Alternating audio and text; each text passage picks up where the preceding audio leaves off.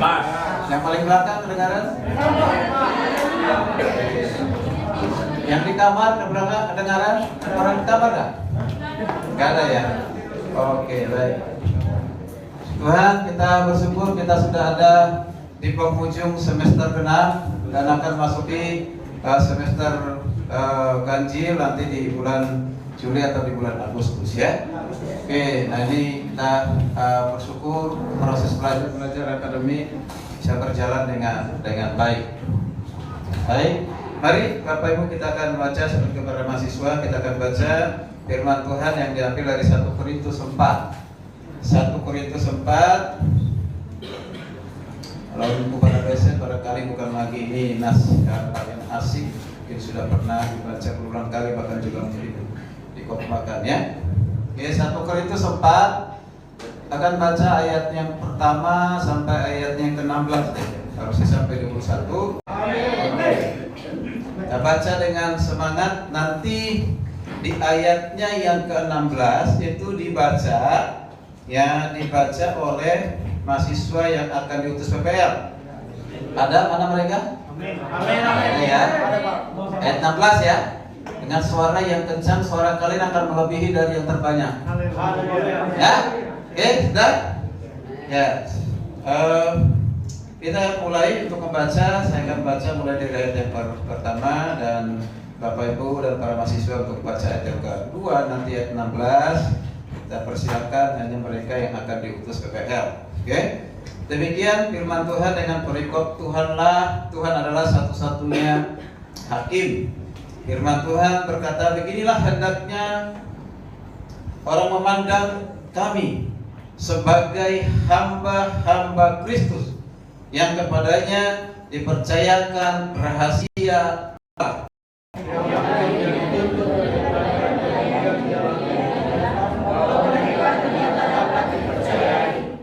Bagiku tidak begitu penting aku dihakimi oleh kamu atau oleh suatu pengadilan manusia. Malahan diriku sendiri pun tidak kuhakimi. Sebab memang aku tidak sadar sesuatu, tetapi karena Tuhan aku diberangkan, Dia menghakimi aku, Dia Tuhan. Karena itu janganlah menghakimi sebelum waktunya, yaitu sebelum Tuhan datang. Ia akan menerangi juga apa yang tersembunyi dalam kegelapan, dan ia akan memperlihatkan apa yang direncanakan di dalam hati. Kelak tiap-tiap orang akan menerima pujian dari Allah.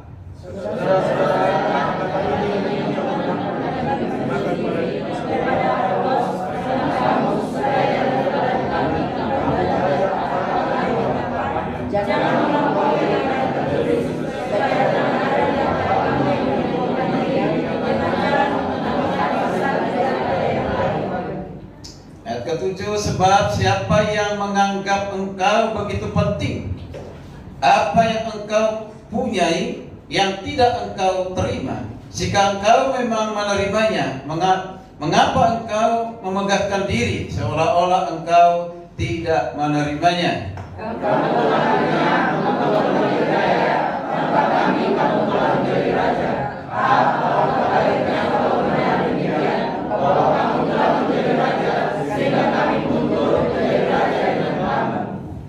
Sebab menurut pendapatku Allah memberikan kepada kami para rasul tempat yang paling rendah, sama seperti orang-orang yang dijatuhi hukuman mati. Sebab kami telah menjadi tontonan bagi dunia, bagi malaikat-malaikat dan bagi manusia.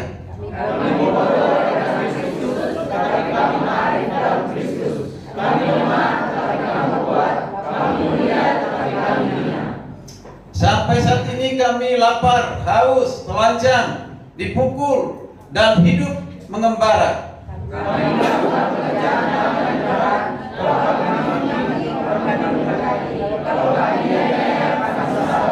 Kalau kami difitnah, kami tetap menjawab dengan ramah. Kami telah menjadi sama dengan sampah dunia, sama dengan kotoran dari segala sesuatu sampai pada saat ini. Hal ini kutuliskan bukan untuk memalukan kamu, tetapi untuk menjaga kamu sebagai anak-anak yang terkasihi. Sebab sekalipun kamu mempunyai beribu-ribu pendidik dalam Kristus, kamu tidak mempunyai banyak bapa. Akulah dalam Kristus Yesus telah menjadi bapamu melalui Injil. Yuk, mahasiswa yang mau ke PPL. Sebab itu aku menasihatkan kamu, turutilah teladanku. Sekali lagi. Sebab itu aku menasihatkan kamu, turutilah teladanku. Sekali lagi. Sebab itu aku menasihatkan kamu, turutilah teladanku. Udah hafal belum? Ya, hafal ya. Ini ayat ini dikatakan, sebab itu aku menasihatkan kamu, turutilah teladan. Kata teladan itu kata tupos, tipe, contoh, ya. Oke, nah kita perhatikan di ayat yang pertama, saya ulang karena di sini yang menjadi tema, ya. Perhatikan, dikatakan gini. Beginilah hendaknya orang memandang kami, kata Paulus. Memandang kami berarti bukannya Paulus. Memandang kami bukan hanya sekedar melihat, gitu ya. Dilihat, dipandangin, bukan. Memandang kami berarti seluruh kehidupan mereka. Siapa itu? Para rasul. Sebab dikatakan sebagai hamba-hamba Kristus yang kepadanya dipercayakan rahasia Allah, dan yang kedua yang akhirnya dituntut dari pelayan-pelayan yang demikian ialah bahwa mereka ternyata dapat dipercaya. Tadi temanya itu adalah hamba Allah atau hamba Kristus, pelayan Kristus yang dapat dipercaya. Sebelum kita bicara siapa hamba Kristus yang dapat dipercaya, sudah yakin belum kita ini hamba? Para mahasiswa sudah yakin belum kalau kalian ini hamba? Kalau kalian ini pelayan, udah yakin belum? Hah? Atau masih dalam keraguan? Mahasiswa yang akan diutus PPL ini, udah yakin belum kalian hamba? Yakin? Berapa persen yakinnya? 20%? 50%? Hah? 100%? Wow. Kalau udah 100% ini nanti pulang PPL hasilnya pun 100%. Oke. Ada pelayan Kristus yang layak dipercaya. Di situ dikatakan ada kata hamba. Diulang ya, ada kata hamba-hamba Kristus. Berarti jamak ya, bukan hanya Rasul Paulus. Dipercayakan rahasia Allah yang akhirnya dituntut dari pelayan-pelayan. Di situ ada hamba-hamba dan juga ada pelayan-pelayan. Kata yang berbeda dalam bahasa Indonesia, tetapi itu kata yang berbeda di dalam bahasa, ya, kata yang sama dalam bahasa Yunani-nya. Itu yang disebut dengan kata yang digunakan itu kata hyperetes. Apa? Hyperetes. Kalau diperhatikan kata hyperetes ini, kalian kalau paham, supaya kita menempatkan sebenarnya siapa kita ini, yang tidak boleh memegahkan diri, menyombongkan diri. Kalau kita tahu siapa Hyperetes itu, jadi kalau saya kasih nama musik Hyperetes, saya. Nah, itu diumpamakan seperti pendayung bawah. Apa? Pendayung bawah.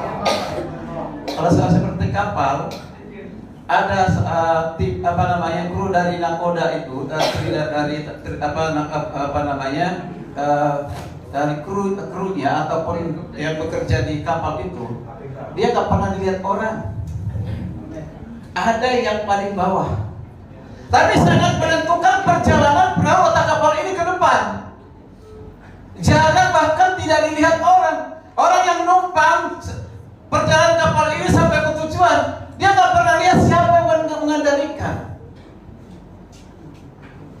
tapi sangat menentukan.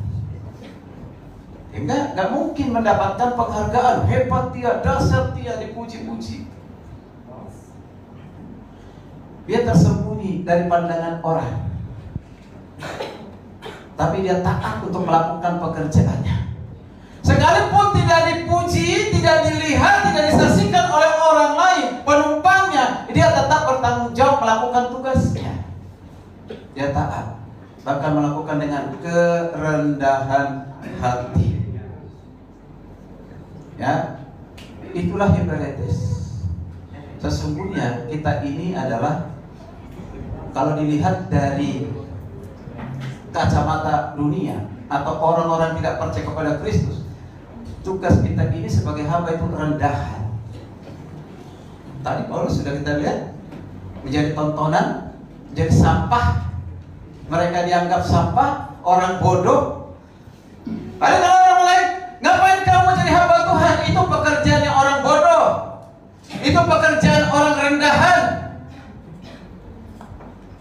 Kamu tidak akan pernah mendapatkan pujian, pengakuan kalau kamu hanya hamba, hanya Hebraetes. Lebih baik kamu jadi pengusaha. Tuh, luar biasa.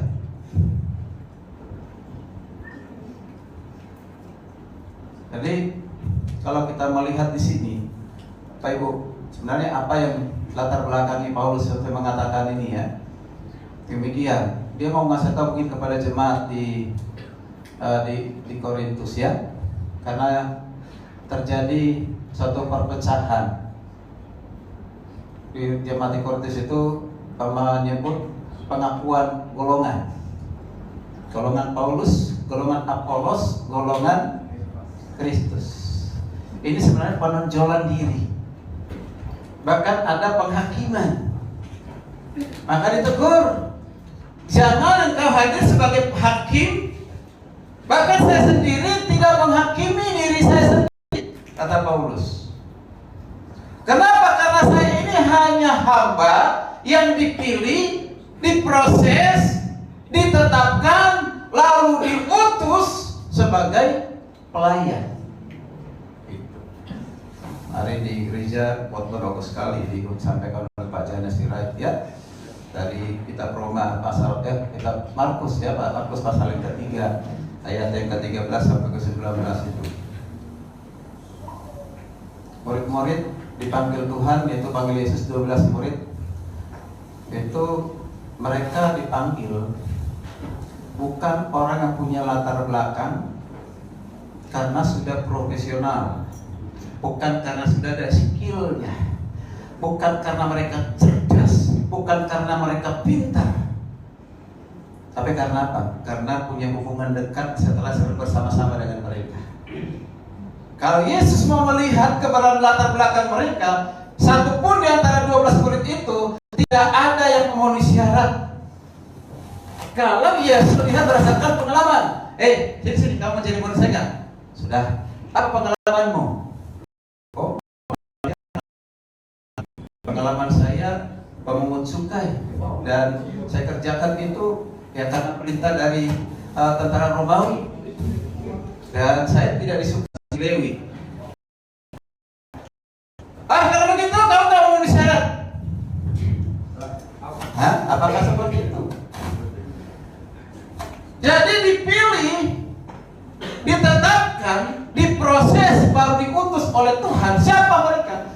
Adalah orang-orang yang punya latar belakang, bukan karena cerdas, bukan karena pintar, bukan karena punya profesional, bukan karena punya skill. Karena Tuhan tahu ketika mereka mau diproses, dibentuk sebelum diutus,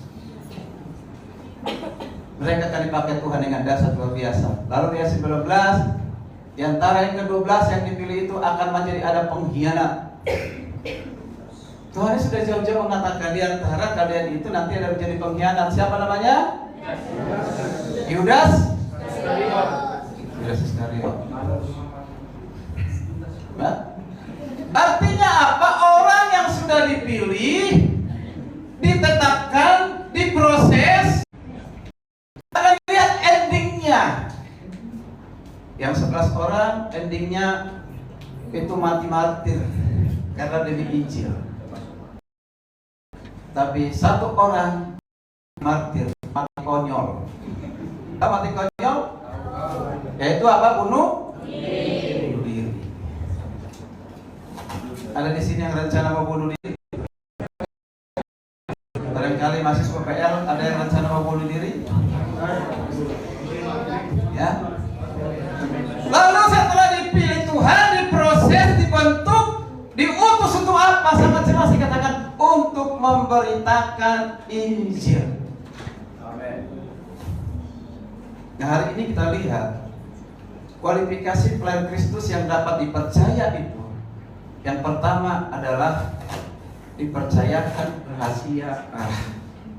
Perhatikan di ayat yang kedua, yang dituntut dari pelayan-pelayan yang demikian ialah bahwa mereka ternyata dapat dipercayai. Di ayat yang pertama ya, katakan ialah bahwa mereka ternyata dapat dipercayai. Di ayat yang pertama ya, katakan sebab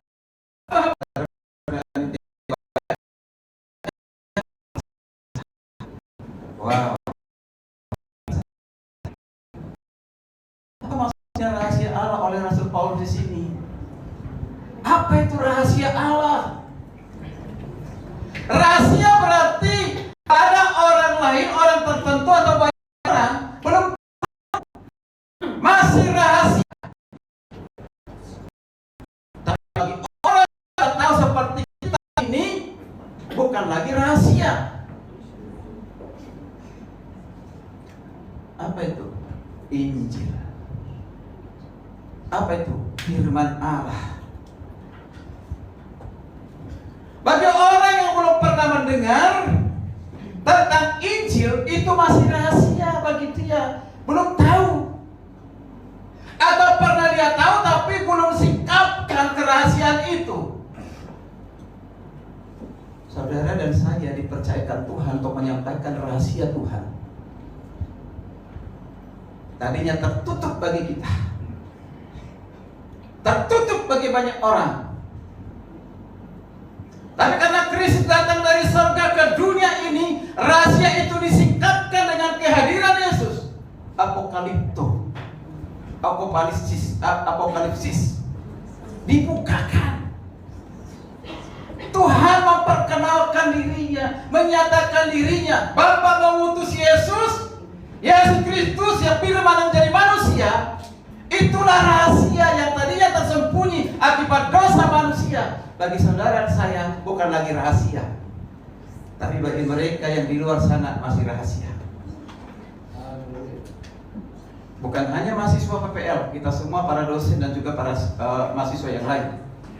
Ingat, saudara dipercayakan rahasia Allah. Wow, dahsyat. Dahsyat kan? Dahsyat kan? Dahsyat.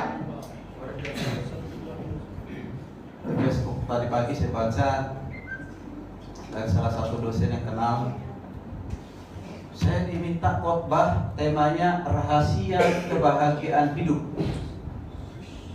Rahasia kebahagiaan hidup. Lalu banyak komen di situ. Saya bingung nih, mau khotbahkan rahasia kebahagiaan hidup. Kalau masih rahasia, bagaimana mau ceritakan yang rahasia kepada orang lain? Gitu. Ya udah, kalau itu masih rahasia, ya hanya kamu aja yang tahu. Namanya juga rahasia, gak usah kasih tahu kepada saya. Namanya rahasia. Artinya gini, rahasia sesuatu yang tersembunyi bisa akan didengar, disaksikan, dilihat, dialami oleh orang lain. Nah, ketika para mahasiswa PPL diutus, kau pergi memberitakan rahasianya Tuhan. Amin. Apa itu rahasianya Tuhan? Ayo. Hah?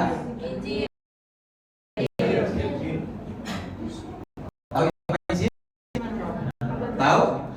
Udah tahu ya? Tidak ada lagi kata tidak tahu. Injil Kristus. Roma 1:16, coba baca. Yuk. Khususnya yang masuk PPL. Roma 1:16. Baca dengan suara yang kencang, yang teriak pun gak apa-apa sampai kedengaran terminal sana. Ayo, udah? 1, 2, 3. Sebab akan mempunyai keyakinan yang kokoh dalam Injil, karena Injil adalah kekuatan Allah yang menyelamatkan setiap orang yang percaya, pertama-tama orang Yahudi, tetapi juga orang Yunani.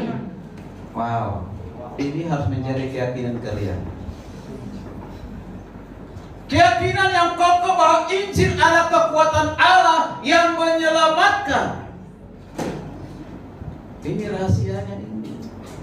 Tadi ketika engkau mau ke praktik pelayanan lapangan, engkau prodi teologi atau prodi apa saja. Karena nanti di surga itu engkau nggak ditanya. Oh, karena kau prodi teologi, kau masuk surga tingkat kedua. Karena kau prodi teologi, prodi pendidikan agama Kristen, kau hanya buat kurikulum, buat RPS, kau nggak penginjilan. Engkau di tingkat yang paling rendah. Tentu tidak seperti itu. Tapi ketika katakan berapa orang yang kau injili kepada Kristus, kau menangkan, itu yang ditanya oleh Tuhan. Tadi dikatakan akan dipertanggungjawabkan pada saat kedatangan Tuhan.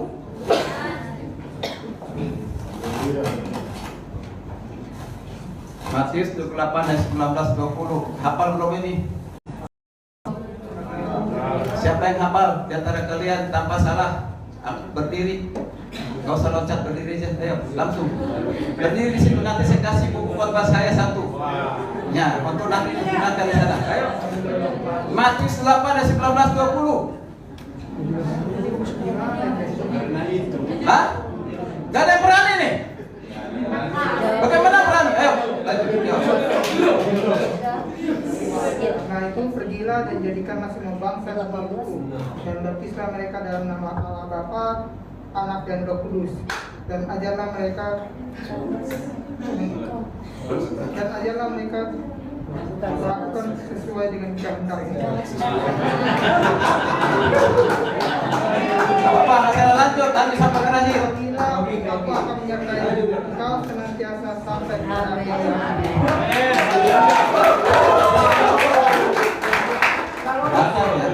Itu sudah menyatu belum dengan hatimu, dengan pikiranmu, hatimu dan jiwamu? Sudah menyatu belum itu? Atau hanya sekedar hafal? Ya, mudah-mudahan sudah menyatu ya. Oke, nanti ambil buku dari saya sebentar lagi ya.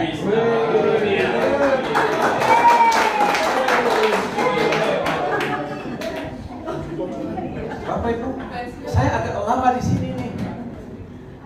Itulah perintah amanat agung, yaitu penginjilan, mengumpulkan orang-orang yang sudah mendengarkan Injil, percaya kepada Kristus. Mereka sudah mendengar, mereka bertobat, dan mereka dibawa ke gereja untuk dibaptis. Jelas. Lalu mereka yang sudah dibaptis menjadi anggota jemaat, masuk dalam ajarlah, artinya muridkanlah. Kalian menjadi murid, dipersiapkan untuk memurid. Nah, kalau gereja yang sehat itu seperti itu. Penginjilan, pemuridan, bukan sekedar mengumpulkan orang. Nanti kalau kamu membuat laporan 92 kontak PI, betul ya? Masih kan? Berapa? Berapa minimalnya? 96. Nah, hal itu harus diisi dengan jujur. Ya, benar-benar karena kontak penginjil. Itu yang pertama. Katakan kepada diri kamu, bersyukur kau kasih rahasia Tuhan. Ayo. Lakukan, beritakan rahasia Tuhan. Amin. Kita lanjut berikutnya. Ya, tadi kalian ini adalah pengelola. Ini kenapa nggak jalan-jalan di tempat ya? Ikuti ya. Jadi kita ini pengelola rahasia Allah yang disebut dengan oikonomos. Oikonomos berarti pengelola rumah tangga yang dipercayakan mengatur, mendistribusikan sumber daya tuannya. Rahasia Allah mengacu kepada apa? Kebenaran ilahi. Wow, luar biasa. Jadi kalian ini pengelola. Oikonomos, pengelola. Kita ini pengelola. Ya? Pengelola yang dipercayakan oleh siapa? Dipercayakan oleh siapa? Yesus. Tuhan. Siapa Tuhan kita? Yesus. Jadi harus taat melakukan apa yang dikatakan Tuhan Yesus. Nah, itu pelayan. Yang kedua, hamba Tuhan yang lain dipercaya itu tidak mencari pujian manusia, bahkan tidak mencari pengakuan manusia. Kau perhatikan, saya baca ulang, mulai dari ayat yang ketiga. Bagiku tidak begitu penting entah aku dihakimi oleh atau di suatu pengadilan manusia. Ya. Malahan dariku sendiri pun tidak kuhakimi, sebab memang aku tidak sadar akan apapun tentang diriku. Tapi bukan karena itu aku dibenarkan, melainkan Tuhanlah yang menghakimi aku. Perhatikan 9, karena itu janganlah menghakimi sebelum waktunya, yaitu sebelum Tuhan datang. Ia akan menerangi juga apa yang tersembunyi dalam kegelapan, dan Ia akan memperlihatkan apa yang direncanakan dalam hati. Kelak tiap-tiap orang akan mencari ujian dari Allah. Ketika kau diutus pelayanan penginjilan yang dapat memberikan pengakuan, pujian kepada bukan manusia. Manusia sifatnya menghakimi. Yes. Tapi pujian itu datangnya dari siapa? Dari Tuhan. Tiap-tiap orang akan menerima pujian dari Allah. Jadi jangan mengharapkan pujian dari manusia, pengakuan dari manusia. Seringkali ada orang mau jadi pendeta supaya apa? Lebih terhormat.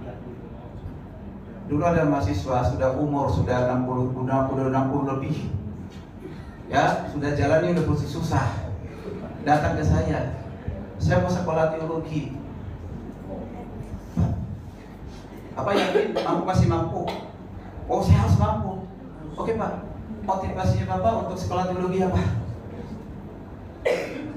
Begini, Amang katanya. Saya ini kan sudah tua, nggak tahu umur berapa tahun lagi ke depan umurnya. Jadi kalau saya nanti sudah dipanggil Tuhan, sudah meninggal, ditulis di batu nisan saya, Marolok Siahaan STH. Terhormat. Oh, ternyata dia sarjana teologi.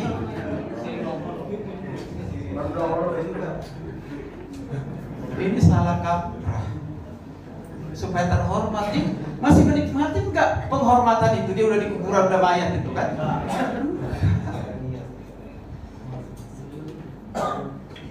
Lalu ketika kau nanti memberitakan Injil 96 orang, jangan karena pengakuan dari institusi, sekalipun itu harus. Wah, saya harus benar-benar gagal supaya minta dan pengakuan supaya saya hebat, supaya saya berhasil. Jangan. Tapi harapkanlah pujian pengakuan dari siapa? Dari Tuhan yang mengutus kita. Amin. Begitu. Ya.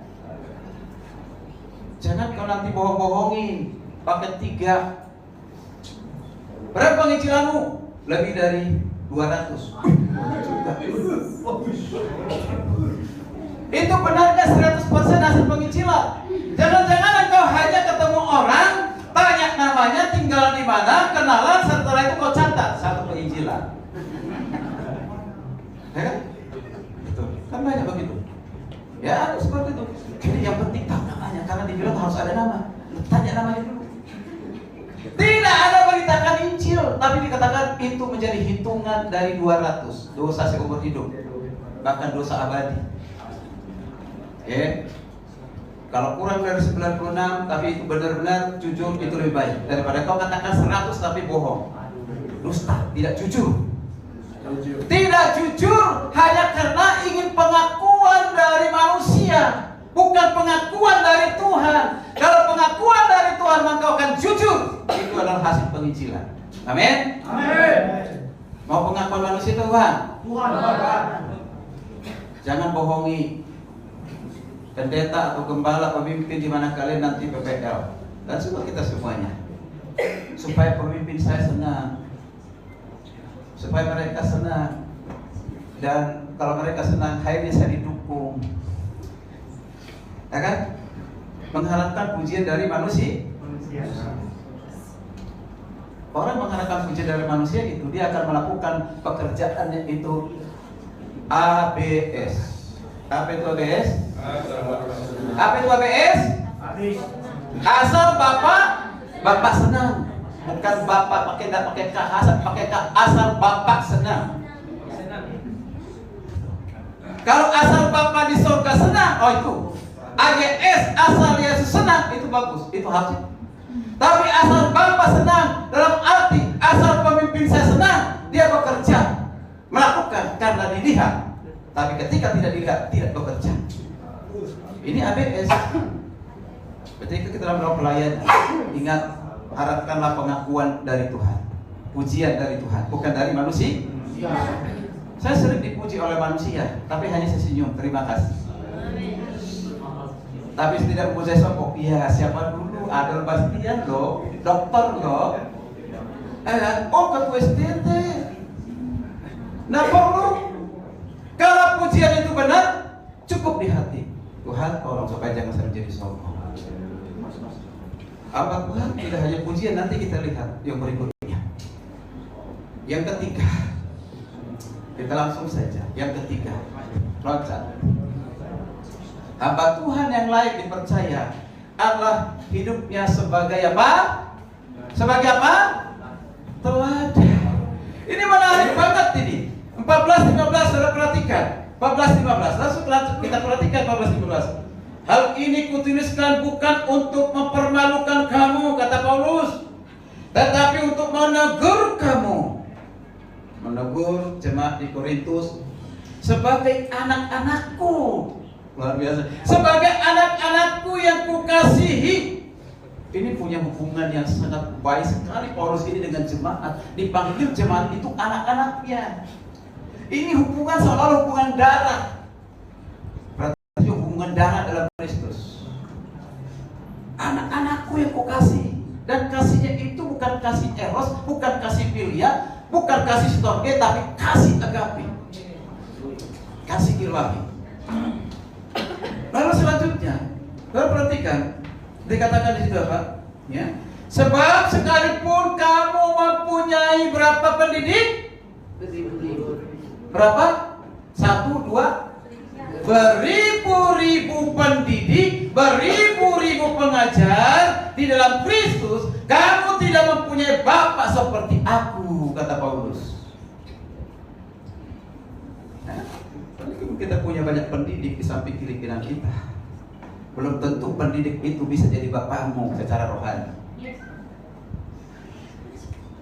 Ya, karena bapak rohani itu sangat dekat dengan anak-anak rohaninya, seperti Paulus kepada Timotius, seperti Paulus kepada yang lain, seperti Paulus kepada jemaat di Korintus, panggil anak-anakku.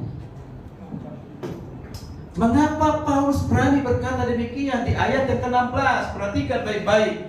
Ya, dikatakan ini, ya. Akulah Bapakmu, akulah yang di dalam Kristus yang telah menjadi Bapakmu melalui Injil. Jadi Paulus itu Bapak Injil. Bagi anak-anak rohaninya, bagi jemaat di Korintus, Bapak Injil. Jadi dia menjadi Bapak karena Injil. Bukan karena darah, bukan karena persembahan, bukan karena pengakuan, bukan karena pemberian. Bukan, tapi karena Injil. Maka kalimat selanjutnya dikatakan apa? Sebab itu aku menasihatkan kamu supaya apa? Turutilah teladanku. Berani sekali Paulus ya mengatakan turutilah teladanku. Dia berani turutilah teladanku karena memang dia benar-benar teladan. Saya belum pernah berani mengatakan kepada siapapun sekarang sampai hari ini turutilah teladanku ya, karena menganggap belum sempurna. Seperti Paulus masih jauh sekali. Tapi belajar untuk menjadi teladan tanpa perkataan tapi perbuatan yang dilihat, disaksikan, dinikmati oleh orang lain. Menjadi teladan yang layak ditiru. Jadi sini katakan, saya Paulus, aku menasihatkan kamu turutilah teladanku. Jadi ini bukan hanya sekedar sugesti kosong. Tetapi inilah undangan meniru cara hidupnya yang berpusat kepada Kristus. Jadi yang diteladani Rasul Paulus itu adalah cara hidupnya di dalam Kristus. Jadi Paulus meneladani Kristus, sehingga Kristus itulah menjadi hidupnya. Ketika dia berpikir, ketika dia merasakan, ketika dia bertindak, semuanya itu kepada Kristus. Maka dikatakan apa yang benar, apa yang mulia, apa yang suci dengan apa yang sedap didengar, pikirkanlah itu. Apa yang kau pernah ketahui tentang firman, lakukanlah itu. Luar biasa. Sehingga pikirannya itu berpusat kepada Kristus. Saya yakin ketika orang hatinya berpusat kepada Kristus, berpusat kepada misi Kristus, disaksikan dilihat oleh orang lain, dia akan menjadi teladan. Men, mahasiswa PPL ketika PPL, ketika pulang, jangan sampai bilang, aku udah selesai PPL, mau pulang, jangan aja pulang. Kalau bisa hari ini juga, pulang. Kenapa begitu? Berarti selama 6 bulan, engkau tiba sandungan bukan menjadi teladan. Tapi kalau menjadi teladan, sempat singkat banget sih ya, kok udah pergi, sudah kehilangan teman, ada yang nangis. Ada yang merasa kehilangan. Nanti kembali lagi ya ke sini ya. Kalau udah selesai nanti wisuda, datang lagi ya. Di sini aja bersama-sama, gak usah ke tempat lain. Kalau belum ada pacarmu, saya juga siap jadi pacarmu.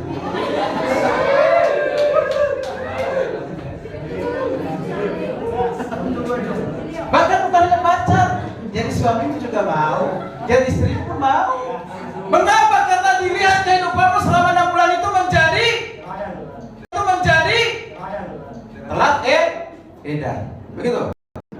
Telat. Jadi tinggalkanlah keteladan, engkau akan dikenang, engkau akan diingat, bahkan engkau akan didoakan. Ada namanya Fitri. Fitri siapa itu? Pelayanan di Bali, radio dan TVRI. Ya, hampir 1 tahun, sudah sampai 1 tahun di situ, baru lebih mungkin. Karena ada tantangan untuk jadi gembala. Coba dia di grup Yaski, Pak, masih berlakukah itu grup yang di gembala itu untuk menjadi gembala? Saya mau jadi gembala. Saya tanya dulu, oh iya masih bisa. Perpisahannya itu air mata anak-anak muda. Bahkan gembalanya suami istri, ibu gembala kehilangan. Itu luar biasa. Karena diposting. Kalau gembala kehilangan. Itu luar biasa. Karena diposting. Diberangkatkan dengan baik-baik, didoakan dengan baik-baik. Kalau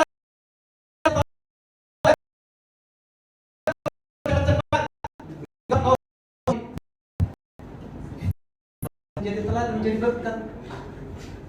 Amin. Ini berlaku bagi kita semuanya.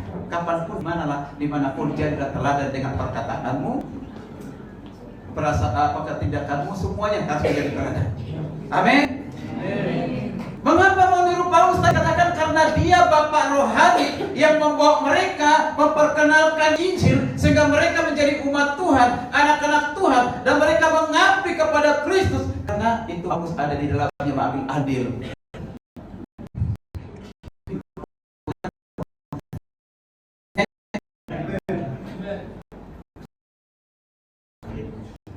Harapannya jadilah teladan hidupmu secara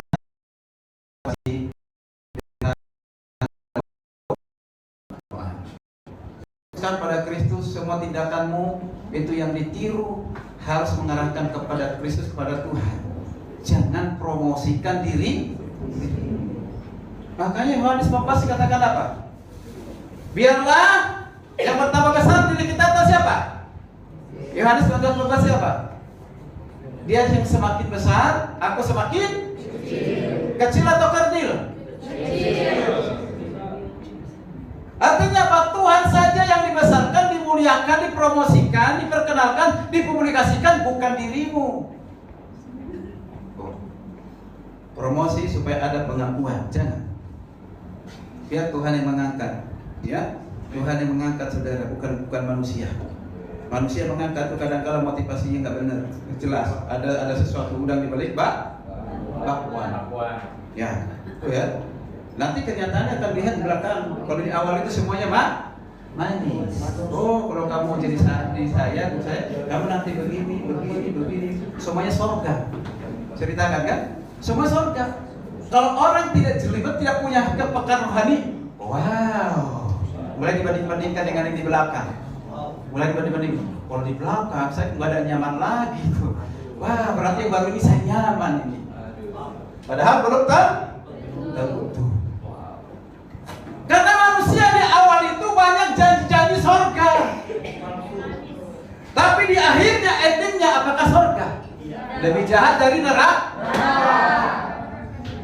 Tadinya malaikat Gabriel berubah jadi malaikat siapa? Lucifer. Kalian yang mengatakan bukan saya. Ya, yang terakhir. Di ayat 9:13 terdengar, hamba Tuhan yang layak dipercaya, siap menghadapi apa? Tantangan dan kesulitan. Ini dia orang yang tidak mau. Banyak orang tidak mau ini. Maunya semuanya berjalan dengan lancar, dengan baik. Tidak ada tantangan. Itu masih anak-anak. Tapi orang dewasa siap untuk menerima tantangan. Silakan datang tantangan, silakan datang kesulitan. Karena aku tahu ada Tuhan yang memberikan kekuatan kepada saya. Saya menjadi pemenang, bahkan lebih daripada pemenang. Apa tantangan dari Paulus? Perhatikan. Paulus menulis gini, Allah telah menetapkan kami sebagai orang-orang yang dipertunjukkan terakhir, sebagai ditakdirkan mati. Wow. Jadi Paulus mengatakan kami ini tontonan ataupun orang lihat ditakdirkan mati karena iman, karena Injil. Karena sebelumnya udah cukup banyak yang mati karena iman kepada Kristus. Sampai hari ini masih banyak orang.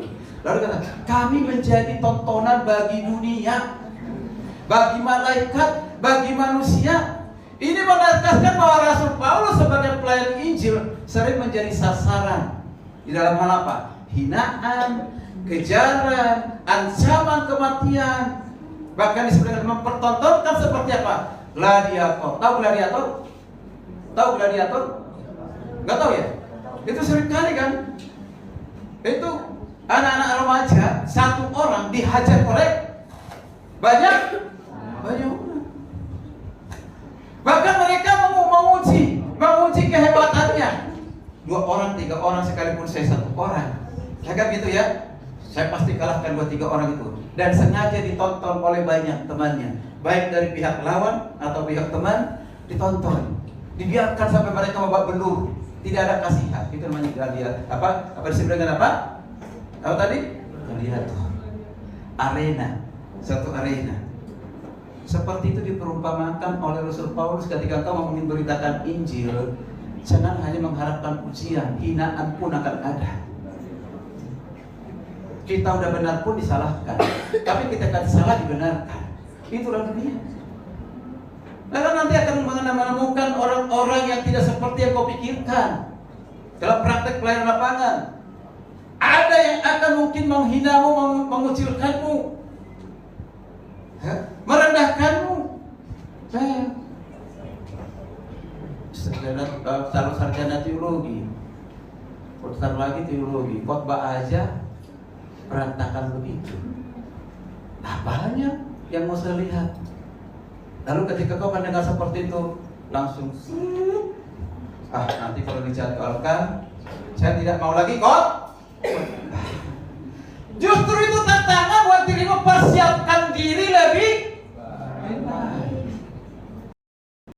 Ketika penginjilanmu memarahimu, mungkin ada salah di dalam cara penginjilanmu. Jangan bilang, oh memang saya tidak dikaruniakan jadi penginjil, akhirnya tidak menginjil. Bukan begitu. Itu akan kalian terima. Ya, akan kita terima, akan kalian terima.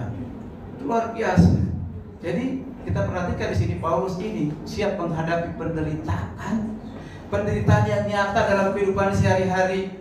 Kau perhatikan, Paulus secara terbuka mengakui apa? Mengalami namanya lapar, mengalami namanya haus, pakaian yang buruk, dipukuli, kehilangan tempat tinggal, bekerja keras. Siap tantangan ini? Siap tantangan ini? Siap. Siap? Kalau kau siap, berarti kau layak dipercaya. Jadi kalau si menerima, kalau melihat caci maki, jangan kalau saudara dicaci maki balas caci maki. Dicaci maki harus yang lakukan apa? Diberkati. Jadi harus bertahan dalam penderitaan. Ini yang dikatakan oleh Rasul Paulus, bahkan ngeri sekali dikatakan di ayat yang ke-13, sampah dunia demi Injil. Paulus mau menjadi sampah dunia jadi Injil. Gak apa-apa dianggap sampah. Sampai sekarang ini penginjil-penginjil itu dianggap sampah oleh dunia. Bahkan apologet-apologet Kristus dianggap sampah. Ada Iris TV. Wow, itu penghinaan yang luar biasa. Dari orang-orang tertentu. Bahkan mau ditangkap, mau dipenjara begitu. Nah, ini menggambarkan Paulus. Rasul lain ditolak, diremehkan, dianggap hina oleh masyarakat, bahkan lebih rendah lagi dianggap sampah. Sampah itu paling rendah. Tapi dikatakan kalau dikatakan sampah, enggak mau marah. Oh, sampah kau. Kalau bilang, kalau aku sampah, maka engkau penampung sampah dan semua juga sampah. Saya kan enggak usah. Kau sampah. Oh puji Tuhan, saya sampah. Sampah yang diproses didaur ulang menjadi apa? Barang yang berharga dan berguna. Oh kau kafir, beritakan Injil Yesus Kristus Tuhan yang mati. Masa Tuhan mati? Kau kafir kau. Iya betul, aku kafir kayak firman. Gitu, ya. Nah ini penting sekali. Oke, kita masuk di aplikasi terakhir. Perhatikan aplikasi, masuk ke aplikasi. Ya. Aplikasi, dan aplikasi di situ ya. Oke, ya itu betul. Jangan cepat-cepat loncat supaya cepat selesai gitu ya. Ya. Kalau siap menerima tantangan tadi sudah. Lanjut. Yo. Evaluasi diri. Yang ada evaluasi diri. Apakah kita, saudara, terutama mahasiswa PPL, melayani Kristus atau mencari penilaian atau citra baik dari depan pemimpinmu, gembalamu, atau dari jemaat? Evaluasi diri. Nanti ya. Apakah memperkuat dikatakan akuntabilitasmu, memiliki pendamping atau tim dewasa rohani yang sayang untuk saling koreksi. Jadi siap untuk saling koreksi satu sama lain. Keteladanan konsisten, jadilah teladan dalam kesetiaan. Bukan hanya karena ceramah di mimbar, khotbah di mimbar. Jangan itu kau kejar. Ya, hadapi konflik dengan kasih. Apapun konflik dalam kehidupan kita, dalam pelayanan kita, hadapi. Saya pun belajar untuk menghadapi konflik itu. Jangan lari dari konflik. Apabila ada kritik yang muncul, jawablah dengan lemah lembut, jawablah dengan penuh kasih. Gunakan tongkat kasih. Amin. Tuhan, mari kita bangkit berdiri. Kita bersyukur ke firman Tuhan hari ini. Jadilah hamba Kristus yang layak dipercaya.